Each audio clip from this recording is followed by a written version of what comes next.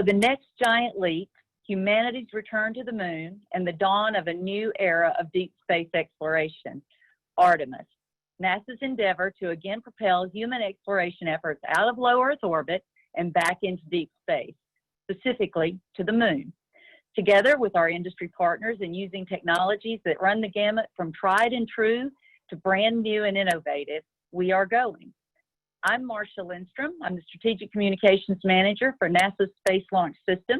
And today we are here to give you an update on the backbone of Artemis, that indispensable foundation for decades of deep space exploration to come. So what are those pieces? The Space Launch System, the most powerful rocket we've ever built, the only rocket capable of sending astronauts aboard Orion to the moon, which is the first step on their journey to explore destinations deeper into the solar system. Atop the SLS, the Orion spacecraft, built to take humans farther than we've ever gone before, the exploration vehicle that will carry the crew to space and return them safely home. And Exploration Ground Systems, the team that has transformed Kennedy Space Center from a government-only launch complex into a 21st century spaceport ready to launch a fleet of rockets. From receipt of flight hardware to liftoff, this is where it all comes together. Even as we speak, they are doing that very work for Artemis I, the first integrated launch of SLS and Orion. So for today's discussion, we've assembled the team of folks that can bring you up to speed on exactly where we are on the path to the pad for Artemis I, as well as give you a glimpse of what's going on for those launches that will see us carry crew to cislunar space and ultimately land the first woman and the next man on the surface of the moon. No small thing. So we're going to introduce them all, and then we're going to let them do their presentations, and then we're going to have time for some Q&A. So in order of appearance, Andy Allen, Vice President and General Manager for Jacobs Space Operations Group, working our Exploration Ground Systems at Kennedy, former NASA astronaut. Also a former NASA astronaut, Charlie Precourt, Vice President and General Manager, Propulsion Systems, Northrop Grumman Space Sector, working the solid rocket boosters for SLS. Jim Mazer, Senior Vice President, Aerojet Rocketdyne, working the SLS RS-25 engines. John Shannon, Vice President and Program Manager, Space Launch System, the Boeing Company, working with core stage of the rocket. And Kerry Timmons. Kerry is the Systems Engineering Design and Integration Senior Manager for the Orion program for Lockheed Martin.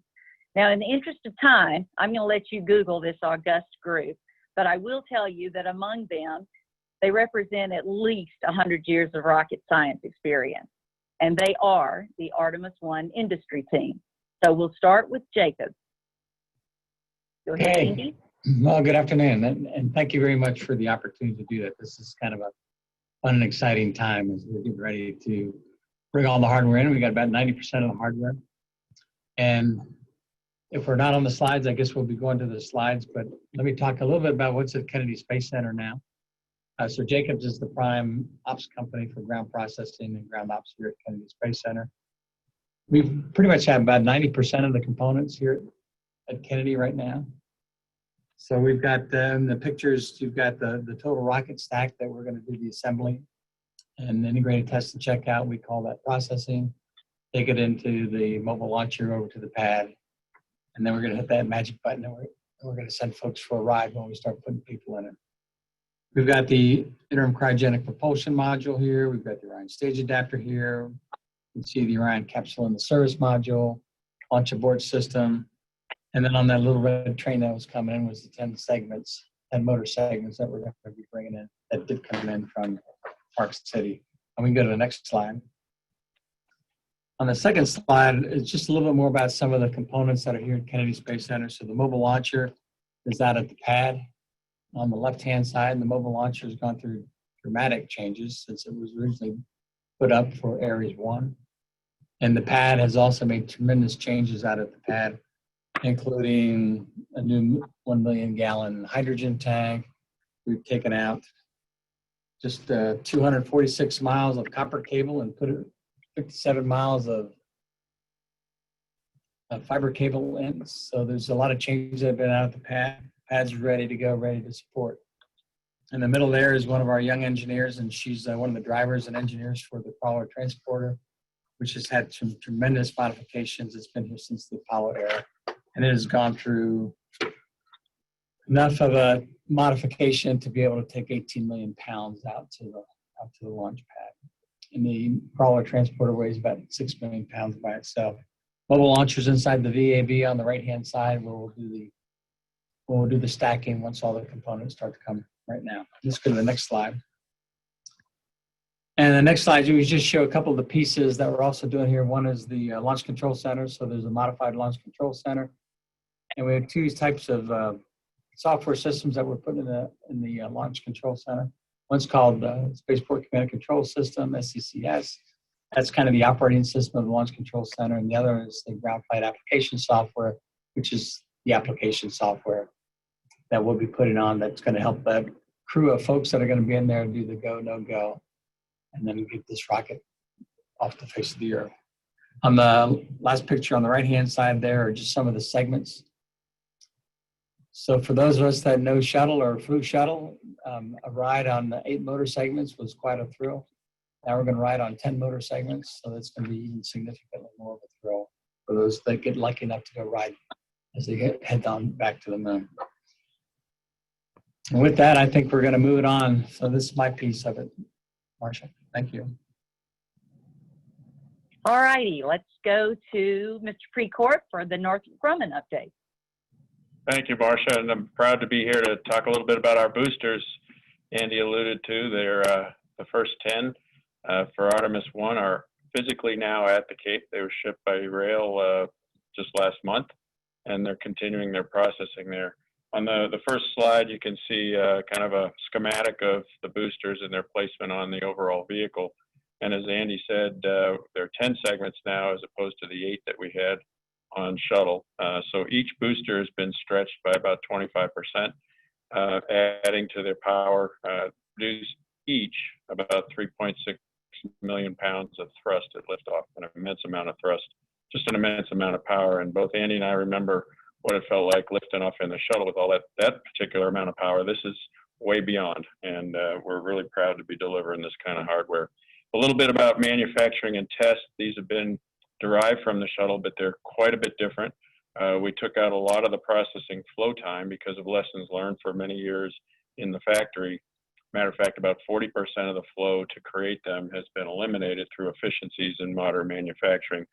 The picture on the adjacent mid-left there, if you will, of the slide shows what we call a core tool coming out of the segment that is in the vacuum pit at the bottom of the image, and you can get a sense of the scale by looking at the technicians working in the background. Just an immense amount of hardware. Cranes overhead that lift more than 100 tons of mass at a time. This is showing the extraction of the core tool after we had cast the propellant in there. Top center is an inspection of the booster as it's being readied for shipment. And you can see in the upper right the way the segments are mated together, an inspection underway there to make sure that everything is in place for mating. We had performed 5 static ground tests of the motor. The picture in the lower right shows one of them. The first 3 were development tests, and the final 2 were qualification tests, where we were able to demonstrate repeated predictable performance on each of the boosters. If we go to the next slide, a little bit more about the boosters that are there now. They get transported by special rail cars that are environmentally controlled and monitored with a bunch of sensors so that we know the condition of the boosters when they arrive. They have to go that way because they're so large. There's no other way physically to get that kind of rocket down to the Kennedy Space Center. And so the process of manufacturing them essentially continues as we hand off these boosters to Andy's team in the ground segment to stack them. And some of that work is underway already. The skirts that surround the nozzles at the bottom form the anchor to the launch pad, and then each segment is stacked on top of that. Once those are all stacked, then the core that John Shannon will talk about gets lowered in between them for further assembly. Finally, on the third slide, a little bit more about what we do at Northrop Grumman. We team with Lockheed and provide them the launch abort system motors. there is the main abort motor. You can see the photograph of the static test firing of it in the upper left. It produces enough thrust to carry the entire Orion capsule away from the SLS if needed during ascent. We also produce the steering motors for that motor abort system, which is shown in the lower left. That's on the very tip of the abort system, and each of those can fire for steering purposes in a multiple of directions. So we're proud to be delivering all this hardware for Artemis I and getting us back into deep space as a nation. Thanks, Marcia. Thank you. And so now we're going to move on to the other part of the propulsion system, making up the rest of that 8.8 million pounds of thrust. Mr. Mazur, why don't you give us an update from Aerojet Rocketdyne? Absolutely, Marcia. Can you hear me? Got you loud and clear. Very good. Okay, I'm having some trouble with the video, so and I can't even see the chart, so I'm just going to go for my hard copy here and assume I'll ask you when to flip. So the first chart up in the lower left-hand corner, you can see 4 RS-25 engines in the core stage of the SLS. And that core stage, as John Shannon will talk to you about, is actually at Stennis Space Center going through a series of tests that will culminate in a core stage fire test. And then he'll talk about how we'll be shipping that later this year to Kennedy Space Center. So these engines are installed, they're going to get fired, and then they'll become the first flight engines as part of that first flight core stage. On the lower right, what you see is one of the RS-25s firing. The RS-25s are about 500,000 pounds thrust each. So with 4 of them on the bottom of the core stage, you get about 2 million pounds of thrust. And you can see a rainbow there, and that's because the engines burn hydrogen and oxygen, and the output is steam. So it's a very high energy, very clean burning engine. In the upper left, what you can see is the second stage to the SLS vehicle. And in the left-hand side of that, you can see an RL-10 engine. The RL-10 engine's about 24,000 pounds of thrust. That also burns oxygen and hydrogen. And then as you look at the upper right, what you're seeing is the Orion crew module and the European service module, and we also have propulsion on that. Now that propulsion's what we call storable propulsion, and it's a very proven propulsion for use in space and long durations. And what we have there is the Orion main engine, and we were the original makers of the Orion, of the engine when it was used on shuttle. It was an orbital maneuvering engine for the shuttle, and now it's been repurposed for use on the European service module and provides the propulsion to take the spacecraft to the moon. And then on the crew module, we also have a number of reaction control system thrusters that help orient the crew module as it re-enters the Earth's atmosphere. So the point I want to make behind all the propulsion on this page is that all of the propulsion is flight proven. It is flown in various configurations on a number of different vehicles and a number of different times. And so we really understand these engines. We really understand how they work. And what we're focused on now is producing them cost effectively and making sure they're reliable. The RS-25, we built 50 engines have flown on 135 missions. We have one engine that's flown 22 times, and there's over 1 million seconds of firing time. For the RL-10, we have 500 engines that have flown on over 300 missions and nearly 2.5 million seconds of firing time. And all the crew module engines and thrusters have significant flight experience on upper stage and spacecraft. And the Orion main engine, there were 14 engines that flew on 135 missions. So if we can go to the next chart. And what this chart is about is focusing on our manufacturing capabilities in terms of, on the lower left, what you see is an RS-25 nozzle. And you can kind of see the scale of that nozzle. Obviously, this is before COVID, so nobody's wearing masks. I can tell you that we've continued to be productive through COVID. And if that picture was today, everyone would be wearing masks because we have mass social distancing, the hand washing, the sanitizers, regular cleaning, and dividers as necessary. So we continue to operate in a safe manner to keep the program going forward. But this particular nozzle used to be made out of sheet metal pieces, over 37 separate pieces, all welded together. And what we do now is make it out of 4 forgings with some some straightforward robotic welds. And what that does is significantly reduce the time to make the nozzle jacket, and also significantly reduces the amount of inspection to make that. So what we've, and the reproducibility of it over and over again. And so what this does is maintains our heritage reliability while reducing the cost with modern manufacturing methods. And then if you go to the lower right corner, what you'll see are some thrusters for our reaction control system, and those are additively manufactured. They're much, much smaller than what you see on the left. And we've gone to additive manufacturing where it makes sense in terms of getting the capability we need and also being able to optimize design. And so that's another way we've improved design and reduced cost. The upper left, you'll see some RL-10 engines. We actually have delivered enough engines to go through Artemis III and even the engines for the exploration upper stage. And so there's just actually half the engines we've built so far for this program. And then the upper right just represents some electric propulsion technology we're using. It's a Hall current thruster, which is electric propulsion. It's very, very low thrust, but very, very efficient.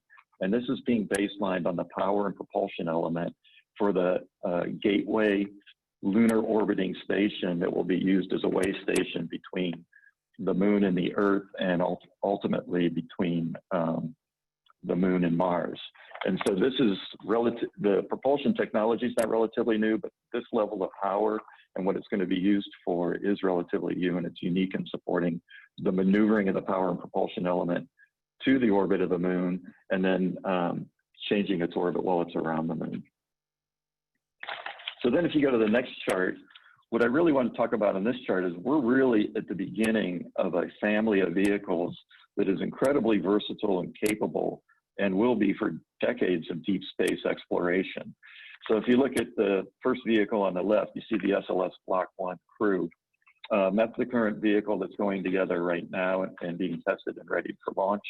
And if you go to the upper part of the chart, you see a gray row. It's called payload to translunar injection.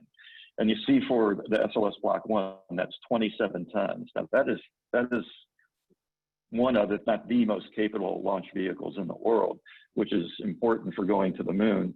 In fact, relative to other vehicles, even a fully expendable configuration of any other vehicle is only around 14 to 15 metric tons. So this is an incredibly capable vehicle. And then if you go over to the second from the left, the SLS Block 1B cargo, you can see that's 42 tons. And to get to that upper stage that has one RL-10 engines requires a bigger upper stage that Boeing's working on that would have 4 engines on it. And that gets us, for a relatively modest modification to the vehicle, significantly improves the performance you can get in order to take cargo and people to the moon. So it's really important to have that kind of capability to optimize your mission architecture and to maximize what you can put on the surface of the moon for a sustainable moon presence. And so, as you can see, we're just entering the next era of space exploration, and it's great to be part of it. Thank you. Thank you, Jim. We appreciate that. Up next, we have Mr. John Shannon, who's going to talk to us about the core stage and what Boeing is doing to bring that thing to the pad. Okay, thanks, Marcia. Appreciate it. If we can go to the first slide, I'm extremely proud to be representing the industry team that has put this together. If you look at what is on this chart, it's pretty eye-opening. So it's all of the first stage being lifted into the B-2 test stand at Stennis. So that's the first flight vehicle that will launch from Kennedy, and in the upper right is the second stage, the interim cryogenic propulsion stage that is already at Kennedy. So with those two pictures, you have the first and second stage that'll be mated up to Charlie's boosters, and then we'll put on the adapters and Orion, and this really represents about 6 years worth of work to get to this point to develop the first vehicle. Now the interesting thing, if you look at Jim Mazur's last chart that he showed an evolution of this vehicle, but a common part of all of those vehicles is that core stage. It does not change as you go from one evolution to the next. And as we spent the time and learned how to build that core stage, now we have the tooling and the workforce and the proper procedures to be able to turn those vehicles out at a fairly rapid pace at the Michoud facility in Louisiana and support any of those evolutions of the vehicle in the future. So the amount of work that went into just getting these shots of the first stage and the second stage is really eye-watering, and I'm very proud that the team has gotten to this point. Now, for where we are with the first core stage, I said we are in the B2 test stand at Stennis. We have 8 tests that will run. As Jim said, the last one will be a full mission duration hot fire of all 4 engines. We're into our 4th test right now, which is a checkout of all the main propulsion system, plumbing, hardware valves, all those types of things. So far, the design has held up really well. We've had no issues with power-ups or checks, and we're looking forward to the wet dress rehearsal where we put cryogenics in the vehicle in September, and then the hot fire in October. I'd like to also point out the lower right-hand picture is of that core stage in the test stand. You can see the big liquid oxygen pipe that runs down to the engines, running down the side of the liquid hydrogen tank. Unlike shuttle, there's actually 2 of those pipes. They're on opposite sides of the vehicle, and the teammate wearing his mask is inspecting the vehicle. As you may know, we had a tropical storm go right through the Stennis area in early June, and the work that NASA did to modify the B2 stand and put weather protection out there, the vehicle came through that tropical storm with no issues at all. And it was really nice to see the vehicle in such good shape. We have a full team out there working on those tests, and they're, like I said, they're progressing really well. Next chart. So it doesn't all end. We're very proud of the of core stage 1 and getting to the Cape, but we have the team down in New Orleans working hard. You can see on the left-hand picture the very large liquid hydrogen tank. It is currently in what is known as Cell E, undergoing cleaning prior to its TPS application. In the lower right, we have some of our teammates that are working on some of the integration of the tanks, and the upper right is some of the tooling that we use. That actually is a test tank for an exploration upper stage, as Jim Major pointed out. The much more high capability second stage that will have 4 of the Aerojet Rocketdyne RL-10 engines, and really give us that boost to the moon that is needed. The next chart, and my last chart, just shows the testing. We have gone through and done structural testing of all of the elements of the core stage and the upper stage. You can see on the right side, that was a planned burst of the liquid oxygen tank after it had undergone all of its testing. We found out that the vehicle is designed extremely well. It will be able to handle all of the evolutions of bigger and bigger upper stages and payloads and larger thrust boosters with no modifications to the core stage. So we have a great design that we can just repeat and build, and it will be able to be evolved successfully. So, Marcia, that's it. I'm extremely proud of where we are. We're getting close into this year to sending that first core stage to Kennedy after we go through an entire mission test, and we'll have a lot of confidence in that vehicle. Lots of exciting things in the works. Thanks, John. And next, Kerry Timmons with Lockheed Martin. Tell us a little bit about where we are with the Orion spacecraft, please, ma'am.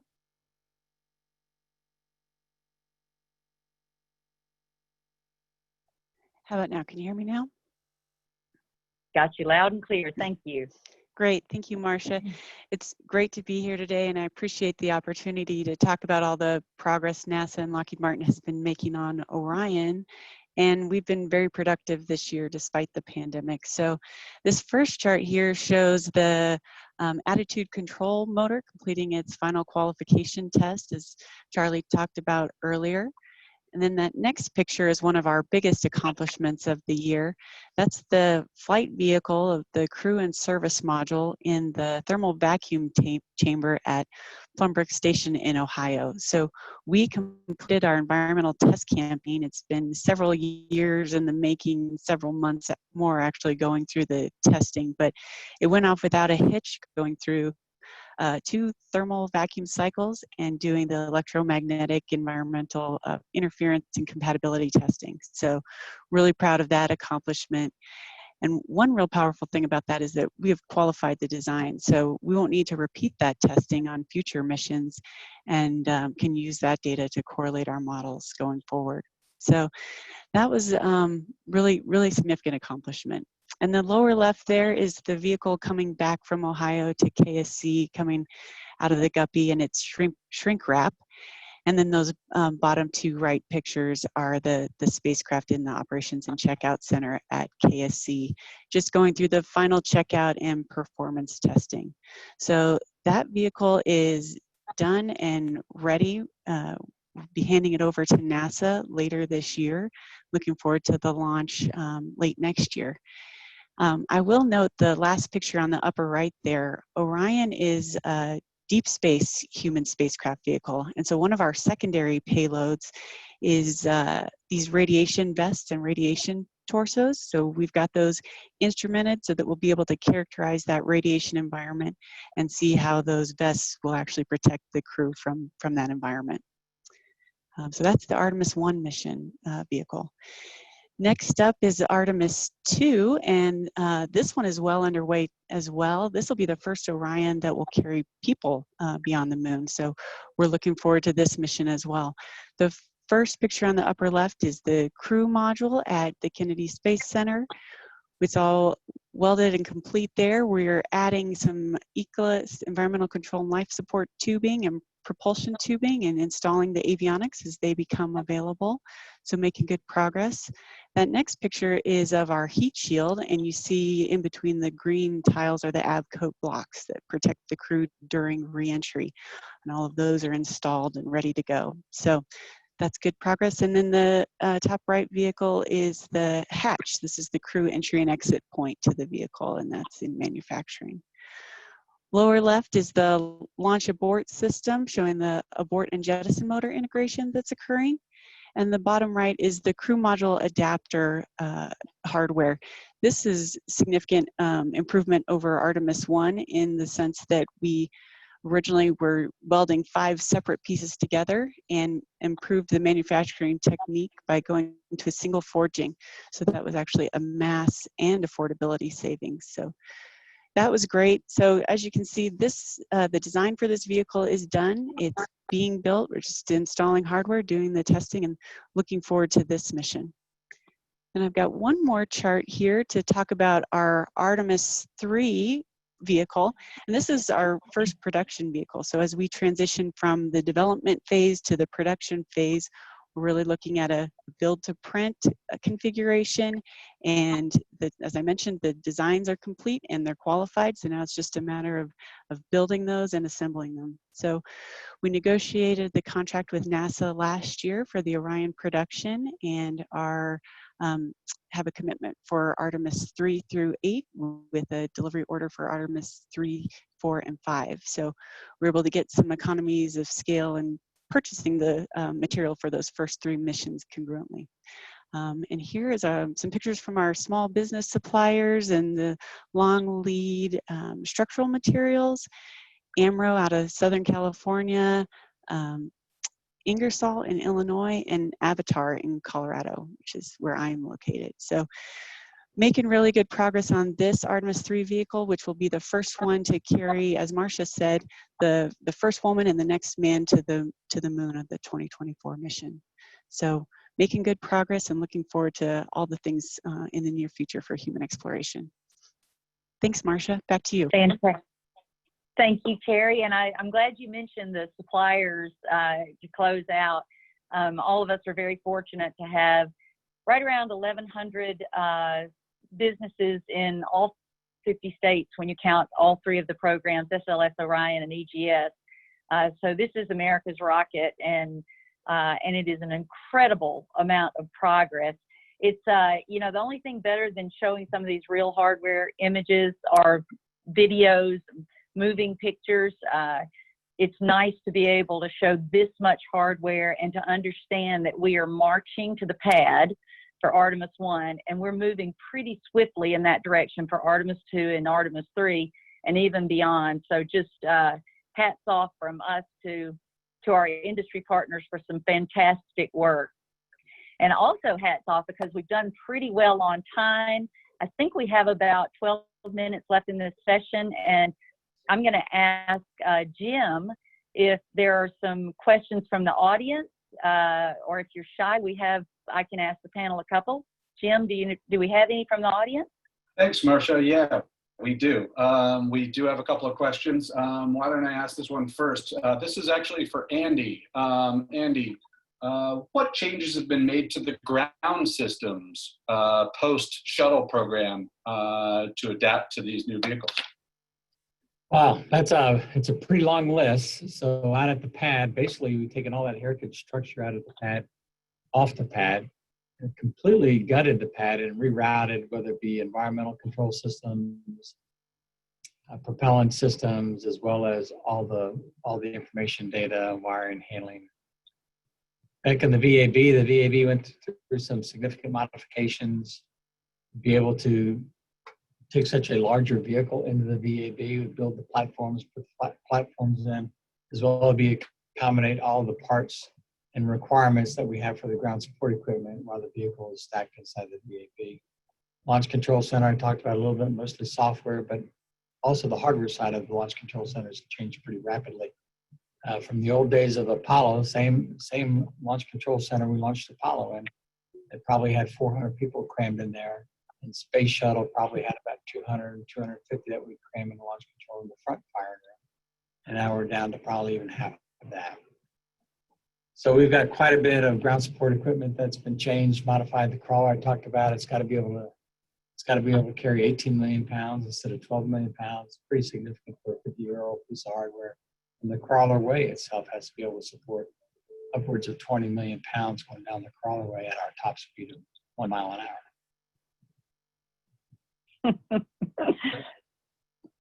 Excellent. Thanks, Andy. Another question. And I'm not sure who this might be for, but will the Block 2 SLS continue to use solid propellant boosters, or is there any look at a transition to liquid propellant boosters? I believe that one goes to Mr. Precourt. Sure. We are currently working on a program called Bole, which is booster obsolescence and life extension. And that will add further performance to the vehicle for Block 2. A lot of what we're doing for that program has already started. So there's an expected transition to a further advanced type of solid rocket booster for the future. The way the vehicle was set up, the full design of the core attachment and so forth speaks to continued use of the solid rocket motor as the element of the design that is likely to stay as it is. And I would just point to the original way we laid out the design with boosters. A lot of the rockets that you see out there that have extra boost are in the form of strap-ons, use solid propulsion for that purpose.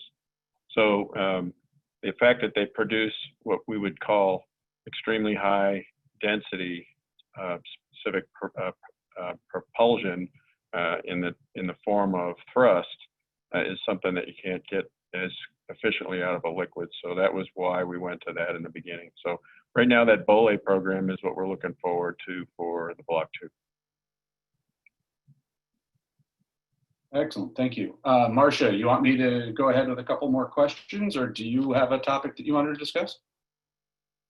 Well, let's see what the audience has. We appreciate the attendance and participation. So let's get one more from the audience. Okay. This one is pretty technical. How are additively manufactured engines tested? And what does NASA see as the potential for additive manufacturing for future development?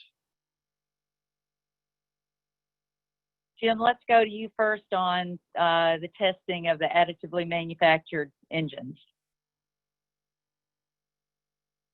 I'm not sure Jim Mazer is still in the event, actually. Unfortunately, I don't see him. Well, and unfortunately, I can't. Charlie or John, do one of you want to answer that? Sure. It goes through a normal qualification program like any new piece of hardware would. Anytime we are redesigning or developing a new part of the vehicle, we have a very extensive qualification test that stresses that hardware to its limits, and that qualification has to be completed prior to ever putting it on the rocket and flying the vehicle. So the answer is the design of additively manufactured is somewhat different than a casting or a forging, but the testing process to get it on the vehicle is very similar. Excellent. Jim Way, I'll ask one real quickly.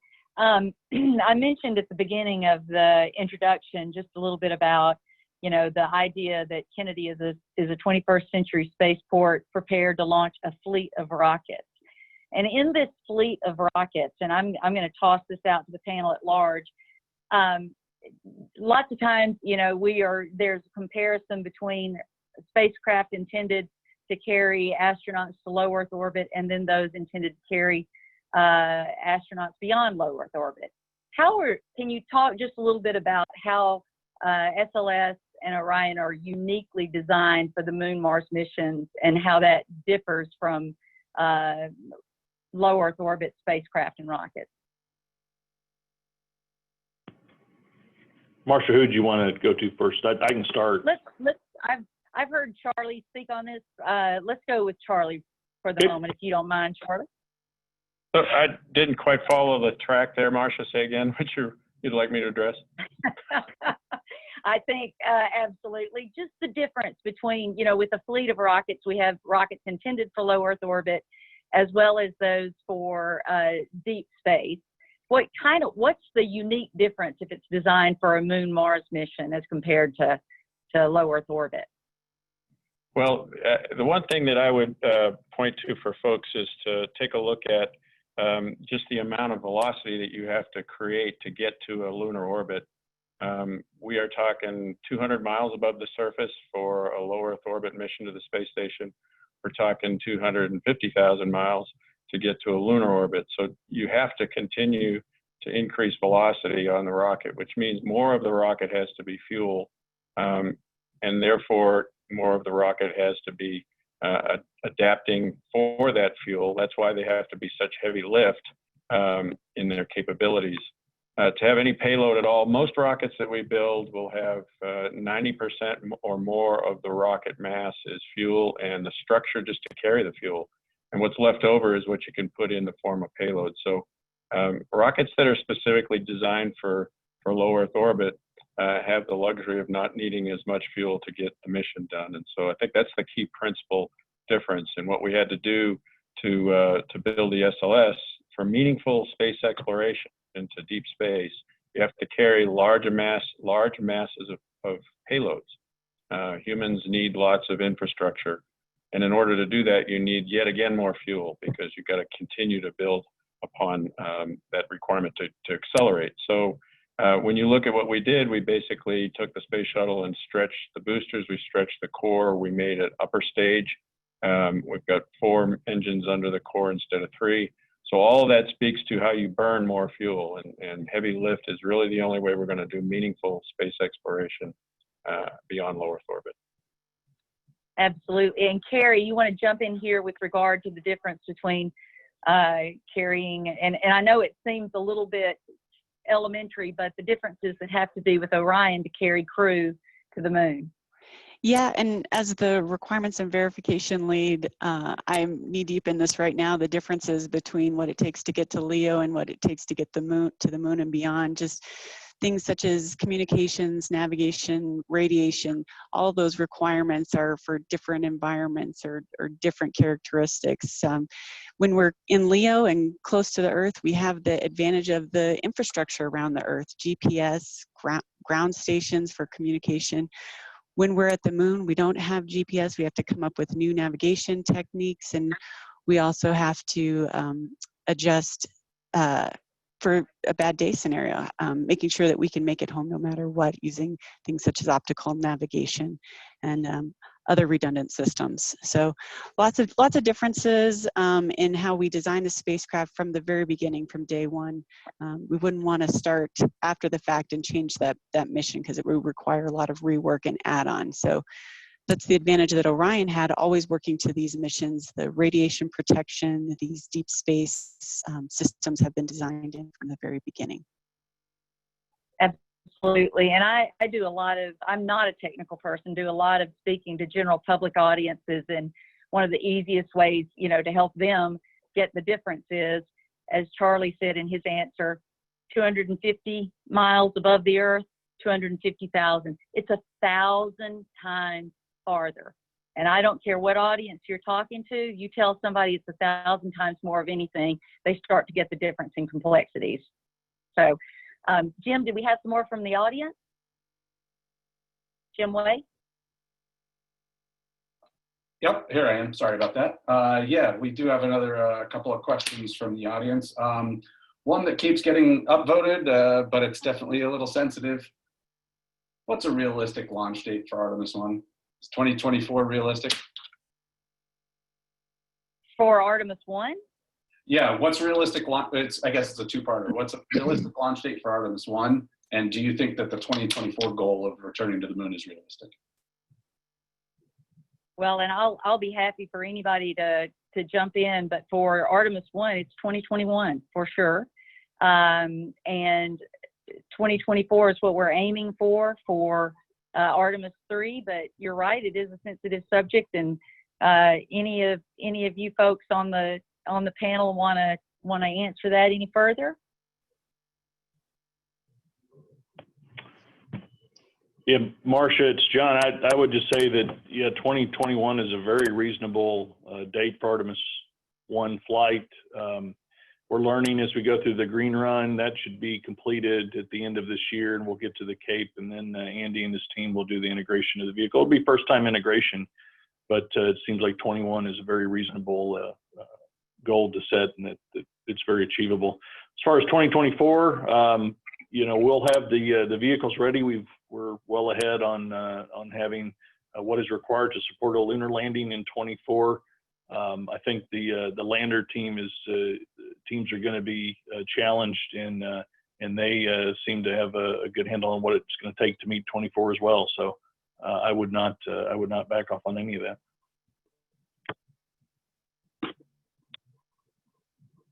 Okay. All right, Jim. I got another one or two. We're going to run a little long since we started you guys late, so just want to make sure we give you enough of a platform here. This one's for Kerry Timmons. On the Orion vehicle, you mentioned build to print. Is there any consideration for onboarding future upgrades?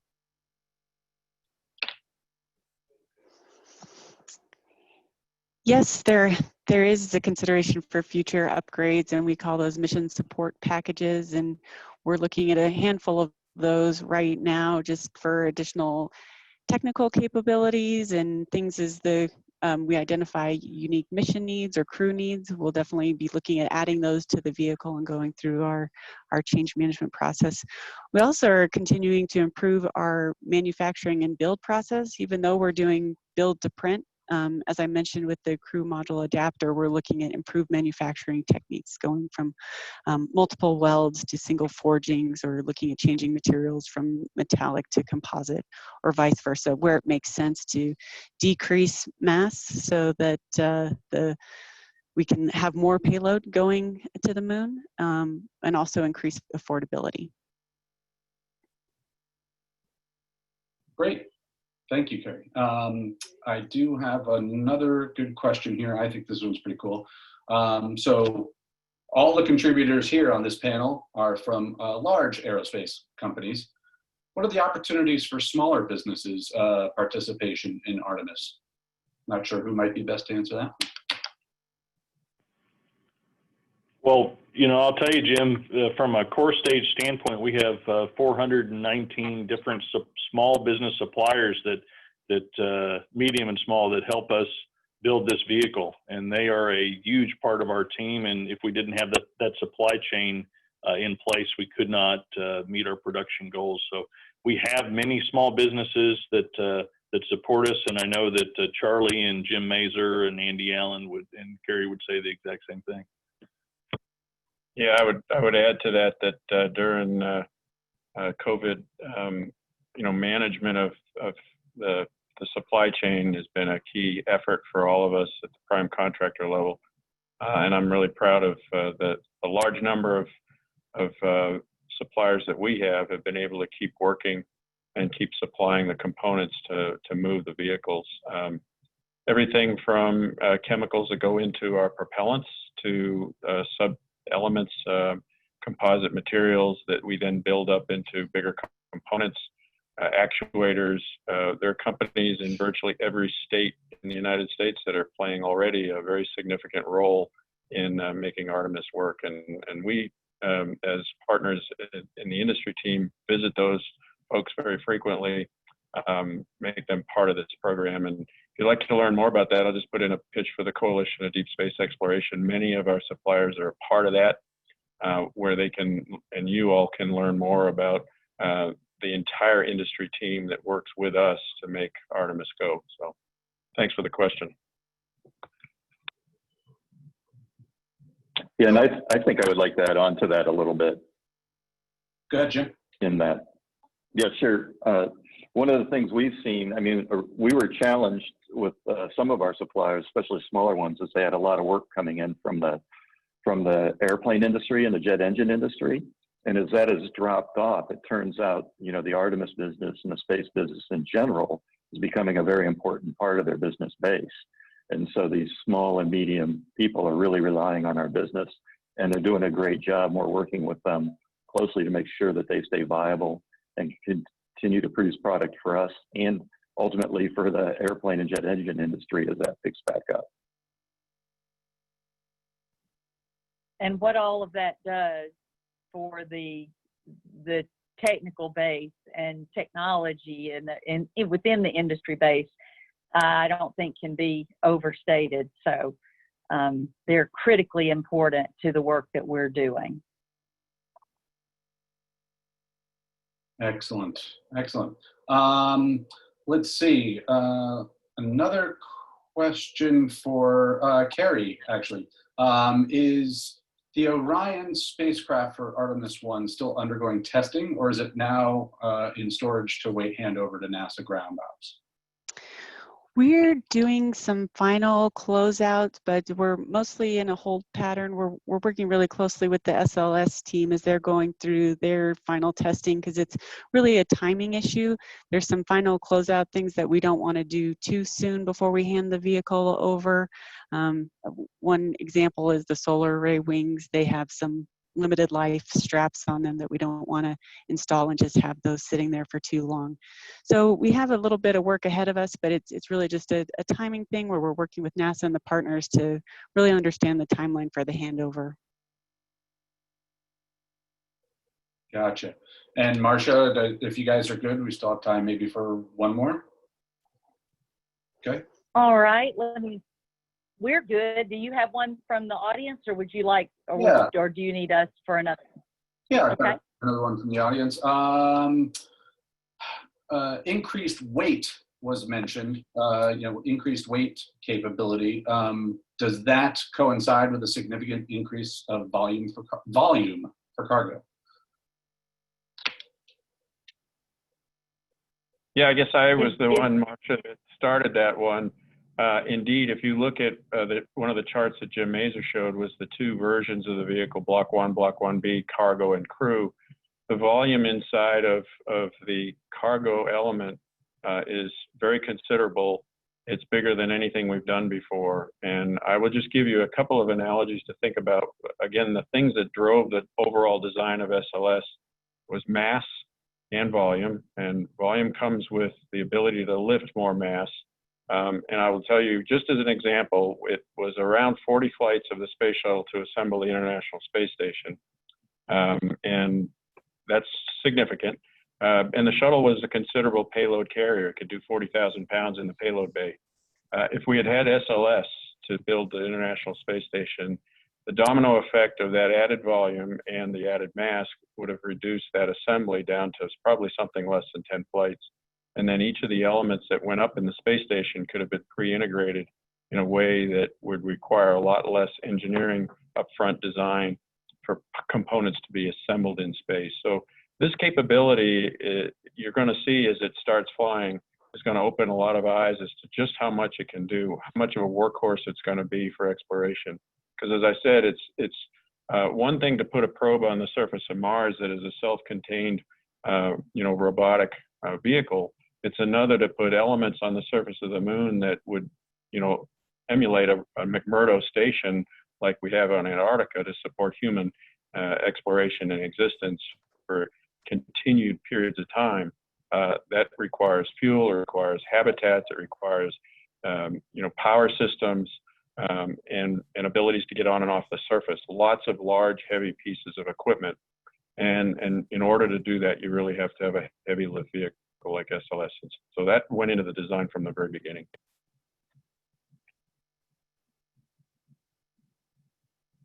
Absolutely. And I think we're coming up on about 5 minutes till the hour. If there's anything else, I want to make sure the folks participating online, if there's any other questions, Jim Way, fire one more at us, and then we'll get out of your way. Let's see. I guess the one remaining question is about cybersecurity threats.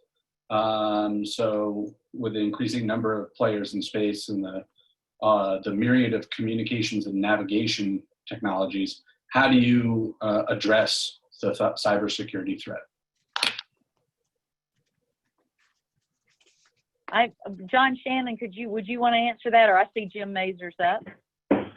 Yeah, no, I got it, and Kerry will probably want to answer as well. We take it very seriously. We have protocols that are used, and a lot of testing is done. We have an entire avionics suite for both the core stage and the solid rocket boosters set up at Marshall Space Flight Center.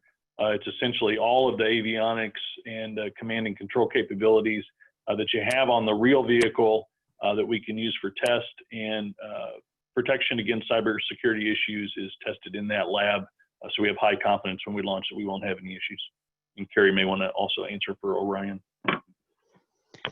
That's exactly right. We take it very seriously. We conform to the required protocols. We have encryption standards and unique keys and aspects that we use to protect data coming to the spacecraft and going back to Earth from the spacecraft. And we do a thorough and rigorous testing of all of that data exchange to make sure that once we're in flight, it operates exactly as we planned it to and designed it to on the ground.